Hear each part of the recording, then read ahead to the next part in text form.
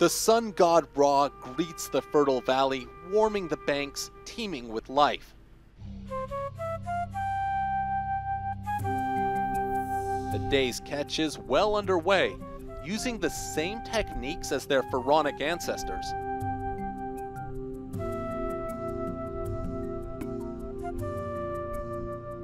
There's a serenity to the stillness of the Nile, only disturbed by our boat and home for this journey, the Sanctuary Zain Nile Chateau, a classic dahabeah or sailboat. Aristocrats and wealthy travelers leisurely sailed on these boats during the days of Egypt's monarchy.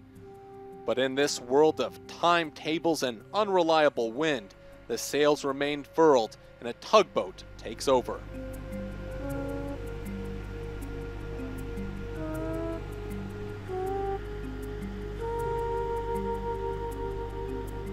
Despite looking deep and wide, navigating these waters can be treacherous.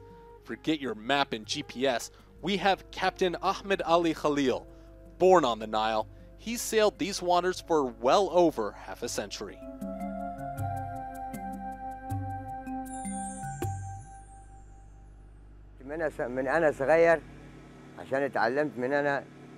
I learned to sail when I was young.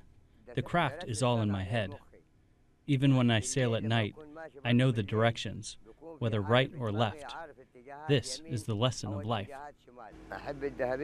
I love dahabeah. It's prestigious. Unlike the cruise liners, this is sailing. When we sail, it's quiet. Sailing runs in Khalil's blood. His father taught him the ropes, as did his father before him. A man of the Nile, Khalil used to sail as far south as Sudan, but Egypt's high dam put an end to that. What I miss is the state of the Nile. It has changed. There is less water. In the summer, there used to be an increase in water. There was enjoyment in the old days. Everything was cheap, and everything was sweet. We open the sails for a while, but it becomes apparent that they're causing drag. So Captain Khalil instructs the hands on deck to furl the sail. He keeps a close eye, making sure it's stowed correctly, a full-body task. Khalil may be short in stature, but he commands enormous respect. He tells me he's determined to pass his knowledge on to the next generation, but would rather see the family tradition end with him. Currently, we teach the boys the craft and take the girls to schools. If the boys find a job away from the Nile, then they take it. But for me, the Nile is my drug.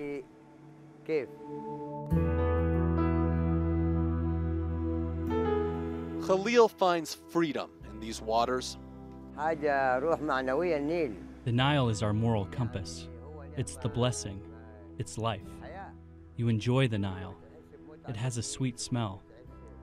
It's the greenery, the water, and the beautiful face, as the saying goes. Watching him and the others work is like peering back in time. Khalil navigates us to our next destination. We make port of call in Edfu. I'm told the temple here is one of a kind. To get there, we hitch a ride.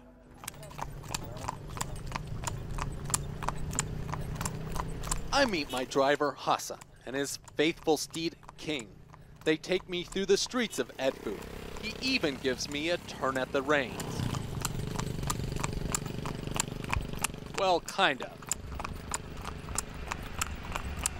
We finally arrive. Put your imagination away for this one, because you won't need it. Edfu Temple is the most intact in Egypt. Hala tells me it depicts the grandest family feud of them all, an epic battle between the gods Horus and Set that has a connection to modern times. Horus became the king of Egypt, and he's become the god of good, and Set has become the god of evil.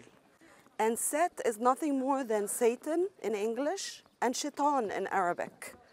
He is the god of evil on this world. The walls on this temple show the triumphant Horus riding on the defeated Set, depicted as a hippopotamus in shackles. The hieroglyphs are scratched out here too. This time, they're not targeted by a pharaoh's wrath, but rather early Christians who forbade depictions of the human form. At the temple's entrance, a statue of Horus greets us. He probably won't like where we go next. This is the Holy of Holies, and it's the innermost part of the temple, the darkest part of the temple.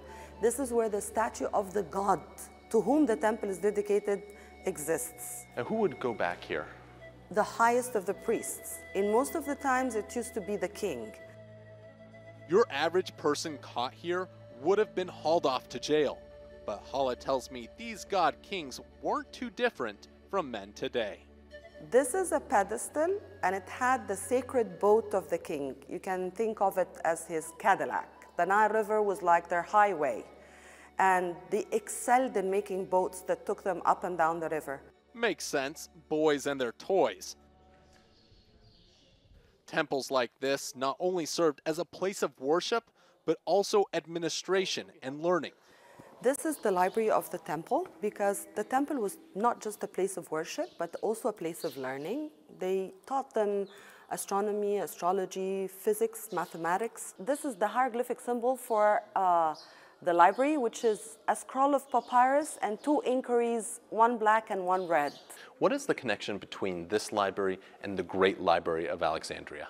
Actually, the Library of Alexandria is the major loss for humanity, because this is withered away all the ancient Egyptian knowledge and technology, and we seriously started from where they started, not from where they ended.